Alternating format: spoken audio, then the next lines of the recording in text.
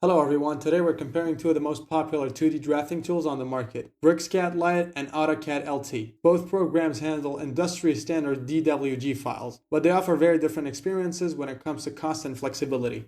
The biggest difference between these two is how you pay for them. AutoCAD is a subscription-based only service, which means you have to keep paying every month or year to keep using the software. If you stop paying, you lose access to the program. On the other hand, Bricsyscad Lt gives you a choice. You can subscribe if you want, or you can buy a perpetual license. That means you pay for it once and own that version forever. For many small businesses, owning the software is a huge financial win. It's a one-time cost that saves money on the long run. Now let's talk about the features. This is where Bricsyscad Lt really stands out. It supports Lisp routines. These are little scripts that automate boring, repetitive tasks to save you time. In the world of AutoCAD, you can't use Lisp in the LT version. You would have to pay much more for the full version of AutoCAD to get the feature. If you use custom tools to speed up your work, Bricsyscad Lt lets you do that without the massive price tag. If you already know how to use AutoCAD, you already know Bricsyscad. The commands, the icons, and the layout are almost identical. You won't need to spend weeks learning everything. However, Bricsyscad Lt feels a bit faster on older computers. It also lets you view and rotate 3D models. While you can't create complex 3D parts in the Lite version, being able to see them is a nice bonus. AutoCAD Lt is strictly 2D. In short, AutoCAD Lt is the most famous name we all know. It's a reliable and a standard program, but Bricsyscad Lt offers more freedom with its licensing and more power with its automation tools. If you want to own your software and use custom scripts, Bricsyscad Lt is the clear winner here. If you found the video helpful, please make sure to like, subscribe, and share. See you in the next one.